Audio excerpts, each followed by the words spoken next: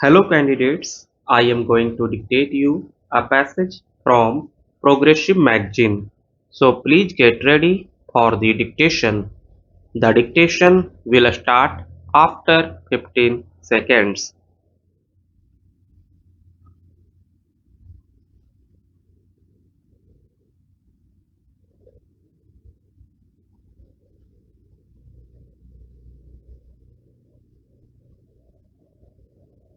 I am happy to address you on the occasion of the inauguration of the first ever assembly meeting of the Global Environment Facility. It is indeed fitting that the first assembly meeting of this international cooperative venture should be held in the developing world and that too in India. The 20th century has witnessed major developments which have momentous impact not only on the lives of human beings but also on planet Earth. These include an unprecedented growth in population and in consumption, rapidly increasing urbanization, dramatic changes in the global economic system, and the revolution in communication technology. As we are poised on the threshold of the third millennium, we have become increasingly aware that the process of development, including industrialization and economic growth, have come at a huge cost to society, to the environment, and to our future. In some ways, it is ironical that some of the achievements of the 20th century themselves pose the challenges for the 21st century. With almost 6 billion people inhabiting this earth and the global GDP approaching $30 million, the pace of human and economic activity is putting pressure on global life support system.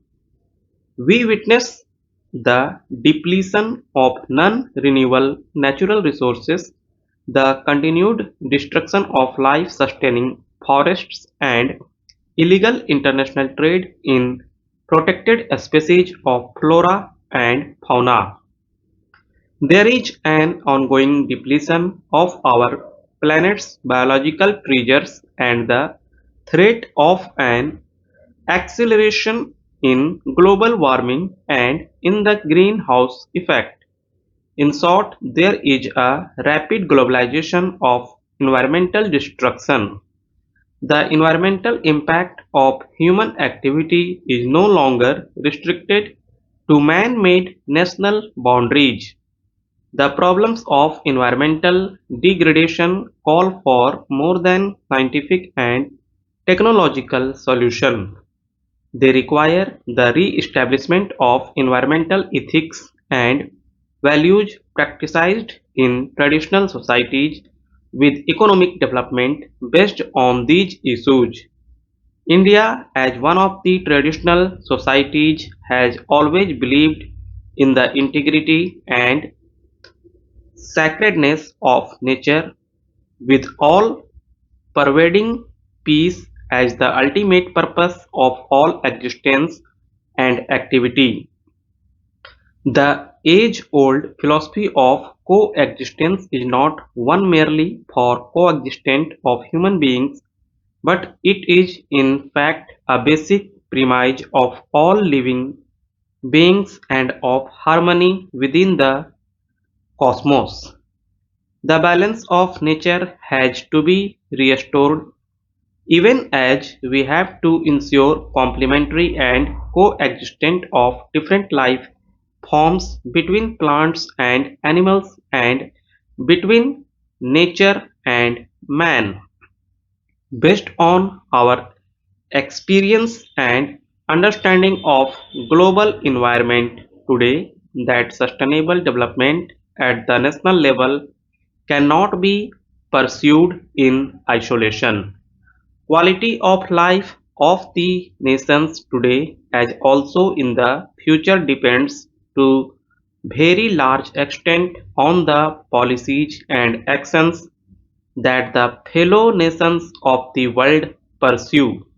Against this background, new partnerships have to be established for conservation and sustainable development while ensuring equitable distribution of technology and social advancement.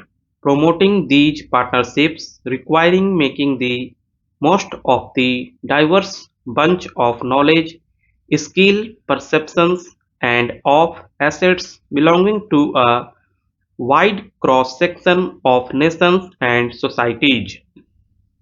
When we analyze the nature of pollutants, we find that both affluence and poverty contribute to their high levels. The problems of the industrialized and the developed world stem from their high levels of economic activity and consumption.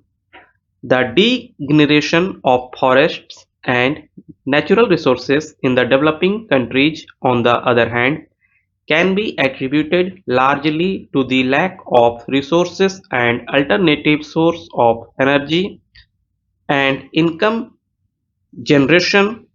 The strategies to tackle these two distinct causes therefore need to be significantly different. In the case of the rich and developed world, the issues can be best handled by laying stringent emission norms, limits on pollutants, and by enforcing these stringent norms and limitations.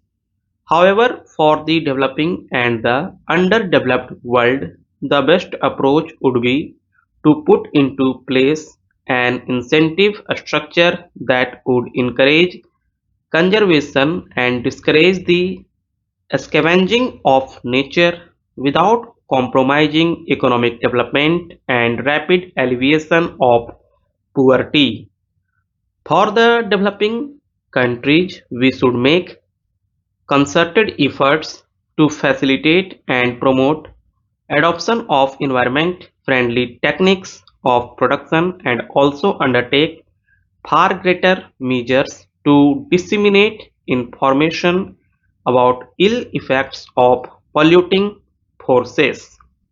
As part of international efforts to contain the ill effects of environmental degradation and to encourage sustainable development, nations have put in place several ecological treaties like the Montreal Protocol, the Framework Convention on Climate Change. Although much attention seems to be focused on climate change, on global warming and ozone layer, very little is being done to address the environmental problems facing poor societies, whether it be paucity of clean drinking water or poor sanitary conditions. Let me reiterate that if we are committed to successfully address the challenges of sustainable development and hence of environmental conservation, then it will require an international movement the like of which has never been seen before. It will require effective integration of the sporadic efforts being made by the different players, whether it be international organizations, national government, or non governmental as such.